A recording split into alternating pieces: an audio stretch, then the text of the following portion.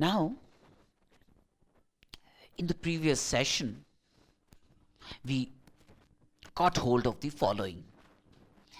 If a and b are two integers,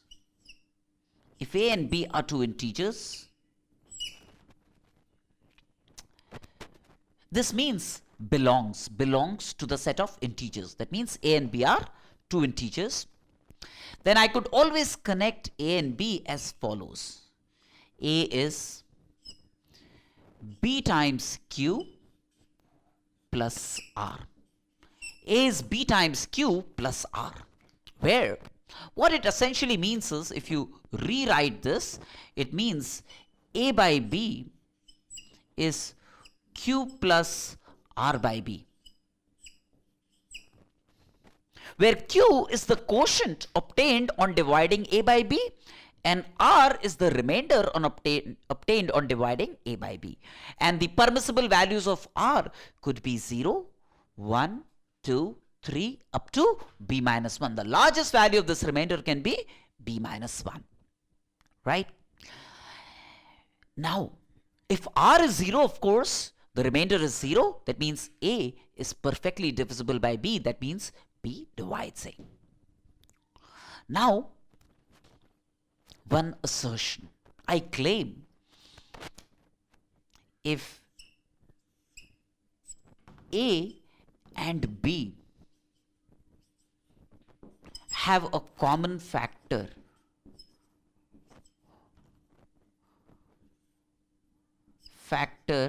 f in common, if a and b have a factor f in common, then f will also be a factor of r.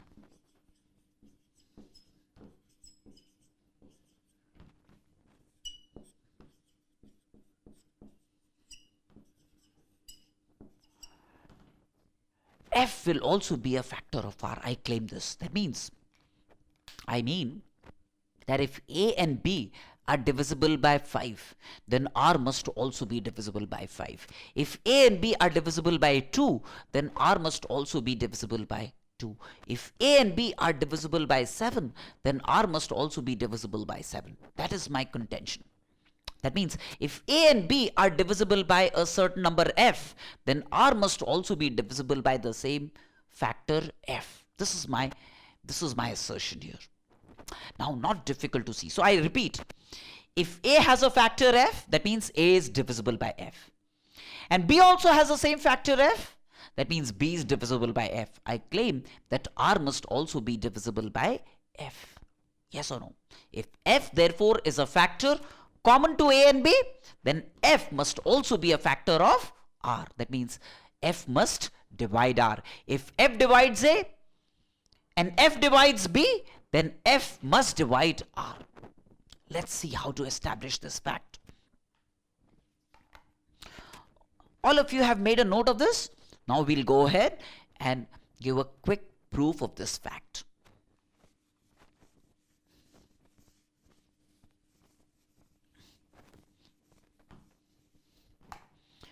If I divide both sides by f,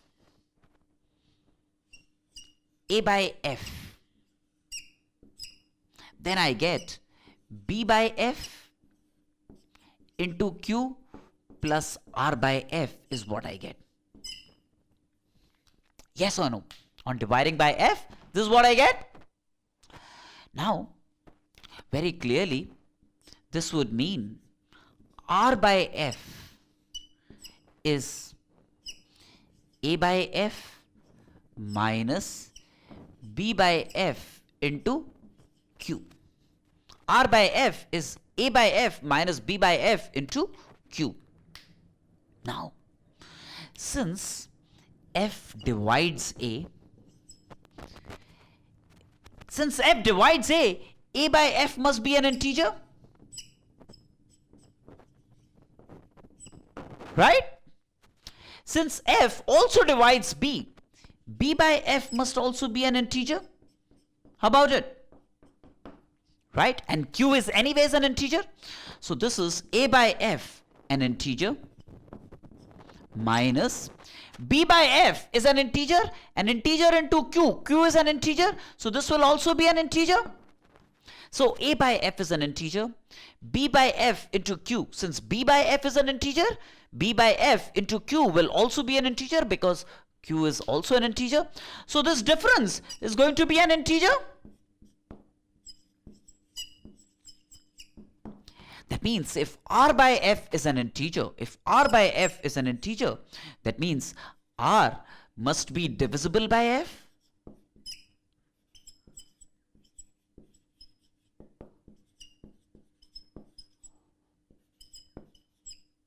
By f. F divides r. F divides r. This is what it means. That means if f divides a and if f divides b, f must also divide r. F must also divide r. That means a by f is an integer, b by f is an integer, r by f must also be an integer. I repeat and reiterate, if a and b have a common factor f, then b and r must also have a common factor f. Clear? Have you been able to make a note of this? Right. It really means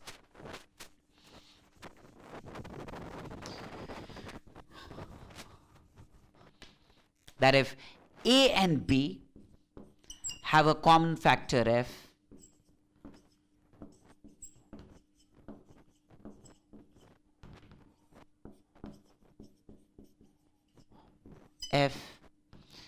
then b and r must also have a common factor f.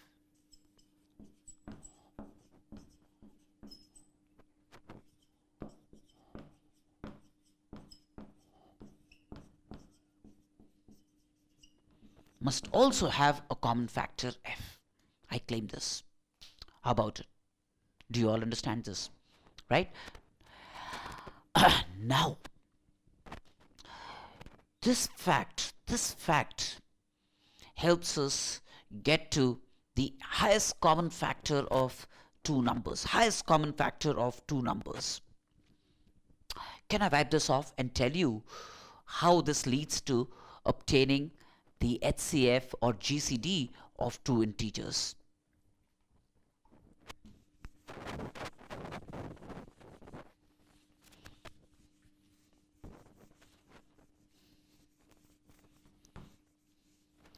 Suppose I have 320 and 132 as two integers, and I want to find the HCF of these. I want to be able to find the HCF of 320 and 132. I want to find the HCF of 320 and 132. Look, first of all, I could write 320 in terms of 132 using Euclid's lemma. Realize that when I divide 320 by 132, what's the quotient? The quotient, as you can see, this is 264, 36. Yeah, 2 is the quotient. And as you can see, 56 is the remainder on carrying out this division. 56 is the remainder on carrying out this division, yes or no? 320 when divided by 132 would give me 2 as the quotient and 56 as the remainder, right? That means 320 could have been written as 132 into 2 plus 150 plus 56. That means the number A, 320, this is say A, this is say B. That means I have written A in terms of B. A is written as B into the quotient plus the remainder 56. Yes or no? What I'm trying to find here is the highest common factor between this and this. The highest common factor between this and this. This is what I'm trying to find. Simple to see that if H or F be the HCF, if F be the HCF of these two numbers, that means if F is common to 320 and 132, then F will always be common to 132 and 56. F will also be common to 132 and 56, right? So what we do is, we now write, so the factor that is common between these two is also a factor common between 132 and 56, right? So F would be, now if I write 132 in terms of 56, that is like 56 into 2, 112, 56 into 2, which is 112, plus 20. Now, F is common between 132 and 56. So F must also be common between 56 and 20. F must therefore be common between 56 and 20, yes or no? Same way. See, 132 and 56. 132 and 56 have a factor F in common. So F would also be common to 56 and 20. See, I repeat, F is a factor common between 320 and 132. So F will also be common, like I said, from what we discussed, between 132 and 56. Will also have a factor F in common, right, from what we discussed a little while ago. F will also be a factor. Then, so F is common between 132 and 56. F will therefore be a factor common between 56 and 20.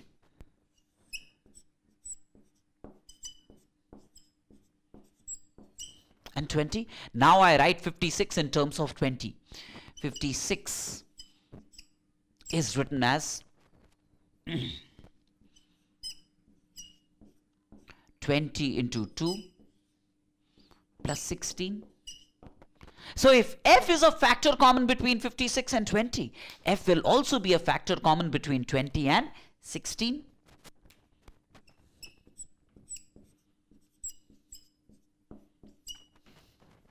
Now let me write 20 in terms of 16. 20 written as 16 into 1 plus 4. Right? Now if F is a factor common between 20 and 16, F will also be a factor common between 16 and 4. So F will also be a factor common between 16 and 4. Right? Now I write 16 as 4 into 4. 4 into 4. So then at this point of time, realize that 4 is a factor. 4 is a factor which will divide all of them. 4 is a factor. This 4 turns out, this 4 will turn out to be the HCF of 320 and 132. This is what you have done in the past while finding HCF, isn't it? This is how you've been finding HCF. This methodology of finding HCF of two numbers is called Euclid's division algorithm.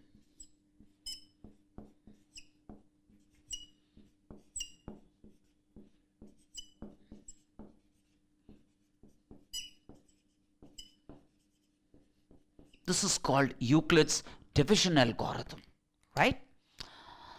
So it's based on the fact that if A is written as BQ plus R, and if A and B have a factor F in common, then B and R will also have a factor R in common. This is what we did and obtained as 4 as a common factor between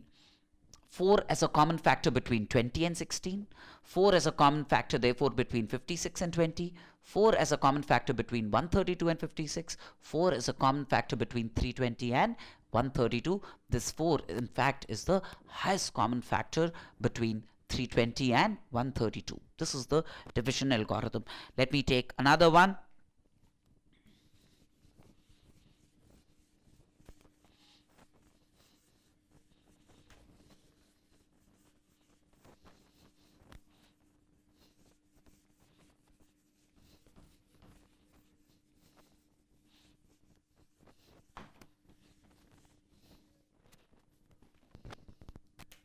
I want to find the HCF of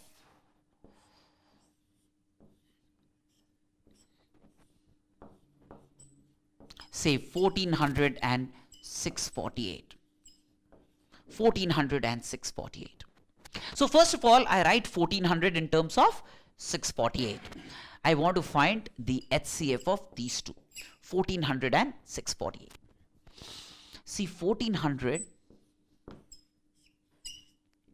could be written as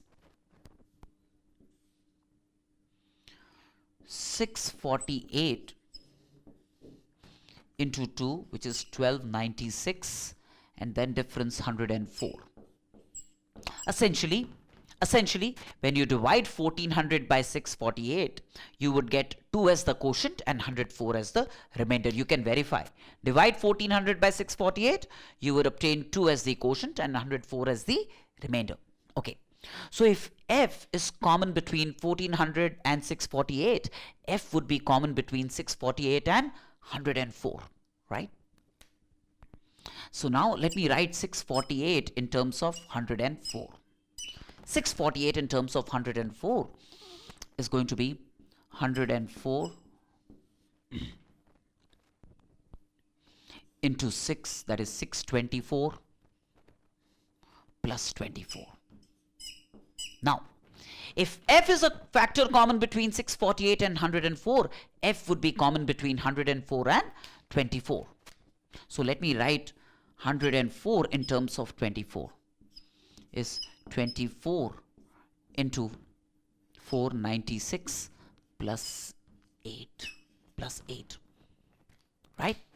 So if f is a factor common between 104 and 24, then f would be a factor common between 24 and 8. Now what's the factor common between 24 and 8? Between 24 and 8, this could be written as 8 into 3. So 24 and 8 have the highest common factor 8, and therefore therefore this 8 would turn out to be the HCF of these two numbers. This 8 would turn out to be the HCF of these two numbers, right? This is how you have found HCF, and this method of finding HCF that you have deployed in the past actually comes from the domain of Euclid's division lemma, and this method is called Euclid's division algorithm of finding HCF of two numbers, right? Eventually you keep performing this operation, and eventually towards the end 24 is 8 into 3 and you get 0 remainder. This is the last non-zero remainder, right? What you see here is towards the end, when I kept performing this operation, the last remainder obtained was 0. The last non-zero remainder was 8. This is the last non-zero remainder.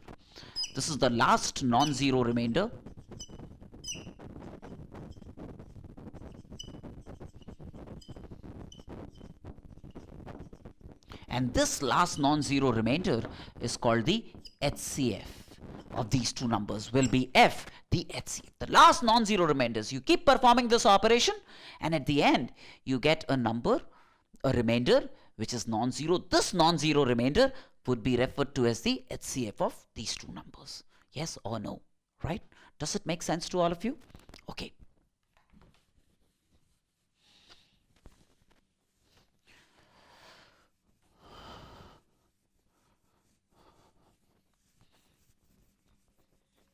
Now, also need to tell you what's referred to as the most fundamental theorem of arithmetic.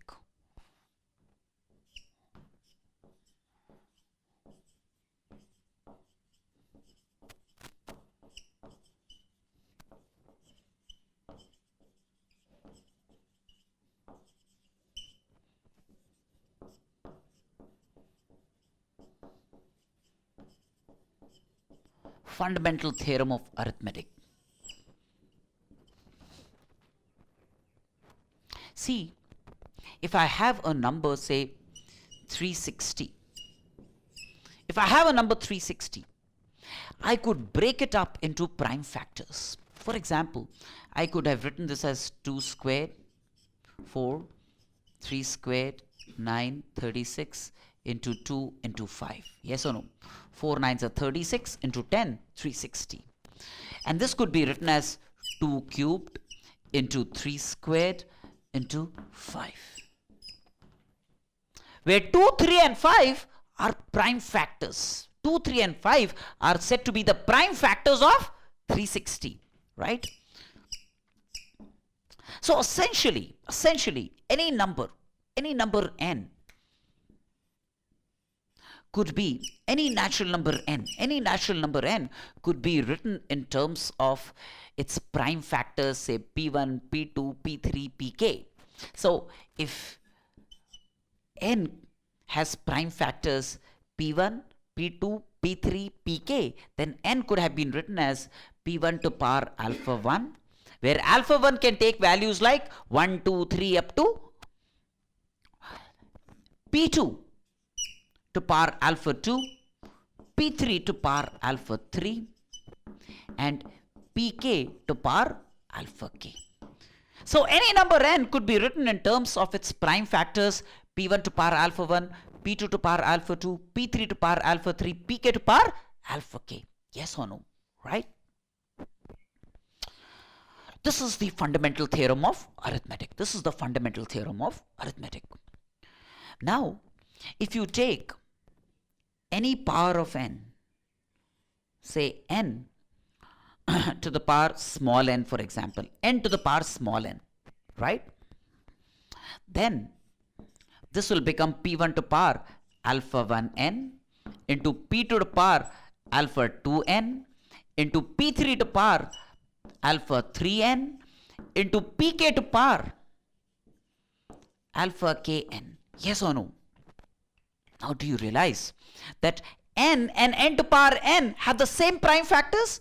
Although these prime factors are raised to different powers, but n and n to power n have a prime factor p1, have a prime factor p2, have a prime factor p3, have a prime factor pk.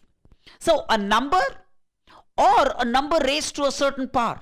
If I have a number or a number raised to some power n, n is a natural number.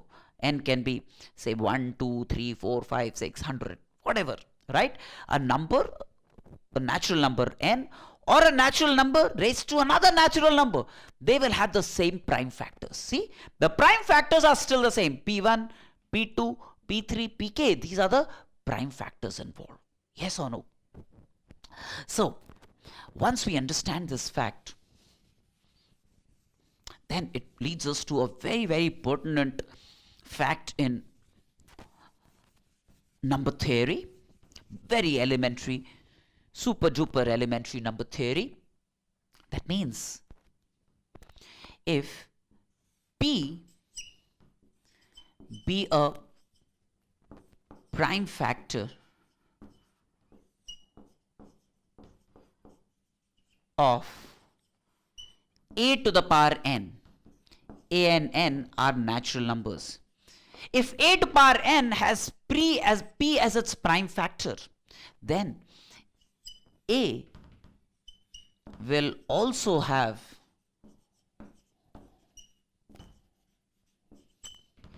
p as a prime factor.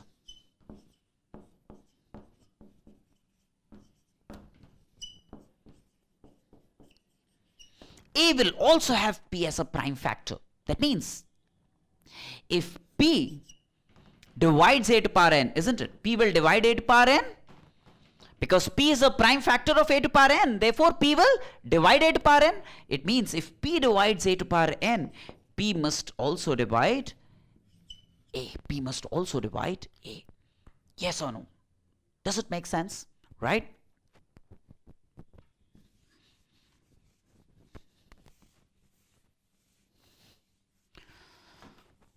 Now,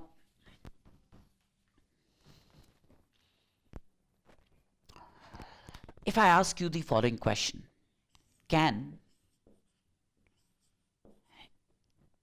8 to the power n end in 0? Can 8 to the power n end in 0? That's a question then, where n is a natural number. N is a natural number. Can 8 to the power n ever end in 0? Hey, suppose suppose 8 to the power n ends in 0 for a certain n. Suppose 8 to the power n ends in 0 for a certain n, right? That means 8 to the power n must be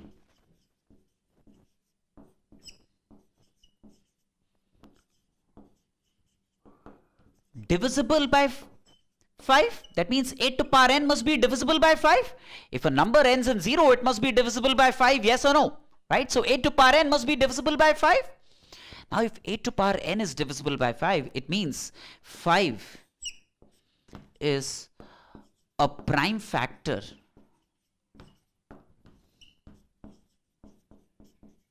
of 8 to the power n. 5 must be a prime factor of 8 to the power n. It means 5 divides 8 to the power n. Now from the previous result, if p divides 8 to the power n, where p is a prime number, in this case 5 is a prime number, 5 is a prime factor, 5 is a prime number, yes or no? So 5 will be a prime factor of 8 to the power n. If 5 divides 8 to the power n, it would mean 5 must also divide 8. But does 5 divide 8? No, 5 does not divide 8. So it leads to a contradiction. Since 5 does not divide 8, it will not divide 8 to the power n, and therefore this contradiction really means that our original assumption that 8 to the power n ends in 0 must be incorrect. I repeat for the sake of all of you. The question is, and it is based on the following result, the result that we did a little while ago. If p, which is a prime number, and if it divides 8 to the power n is a natural number, a is another natural number. If p divides 8 to the power n, this would mean that p must also divide a if p is a prime number, right? That's the fact that we are deploying. The question asked here is, can 8 to the power n end in a 0? Let's assume that it ends in a 0. If a number ends in 0, it must be divisible by 5. So that means 5 divides 8 to the power n. If 5 divides 8 to the power n, then 5 must divide 8. 5 must divide 8, but 5 does not divide 8. So there is a contradiction. This contradiction is arrived at because the original assumption must have been wrong. 8 to the power n cannot end in 0. 8 to the power n cannot end in 0. Yes or no? Right? Okay. Now,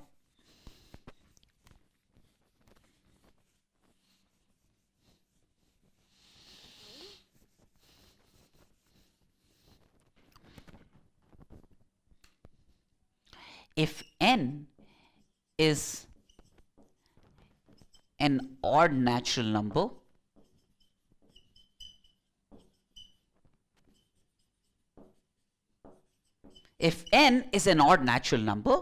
then n squared minus 1 must be divisible by 8.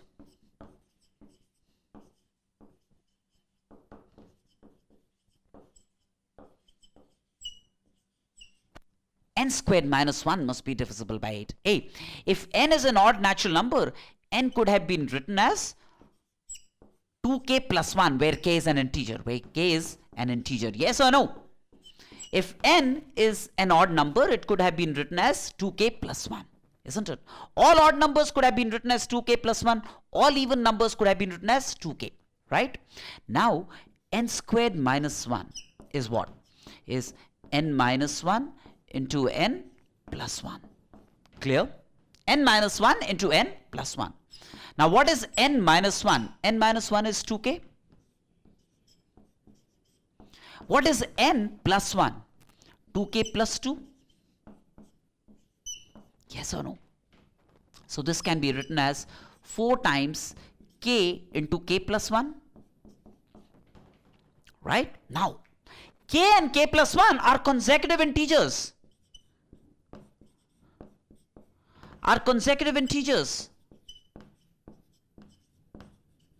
Right?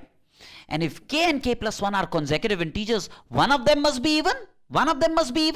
So if any one of them is even, then this will be a multiple of 8. If between k and k plus 1, any one of them is even, then this must be a multiple of 8. If this is a multiple of 8, it must necessarily be divisible by 8. Yes or no? right? Or the other way we could have looked upon the whole thing is as follows. N squared minus 1 could simply have been written as n minus 1 into n plus 1. Now if n is odd, then n minus 1 will be even. 1 less than an odd number is an even number. This is 1 more than an even number. This is also an even number. Yes or no? Right? So n minus 1 is even.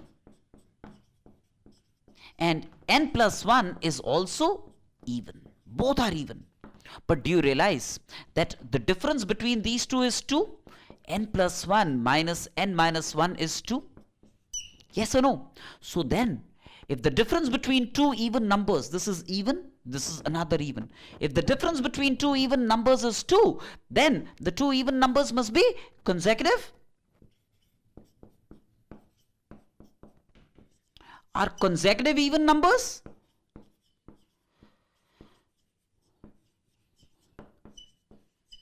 Are consecutive even numbers? Now, if you take any two consecutive even numbers, say 2 and 4, 4 and 6, 6 and 8, 8 and 10, then do you realize if you take any two consecutive numbers, one must be divisible by 4? See, in this case, this is divisible by 4. In this case, this is divisible by 4. In this case, this is divisible by 4.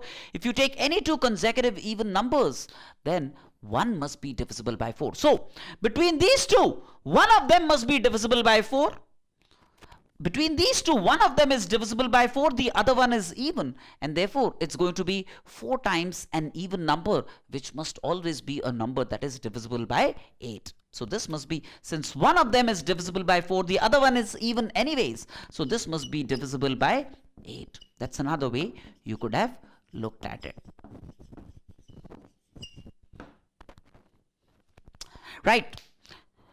So this gives us some basic idea of the fundamental principle of arithmetic. We also get a hang of how to find HCF using Euclid's algorithm. We will look for some more exciting stuff during this journey, all towards a basic foundation and get into problem solving. Thank you so much. Bye-bye.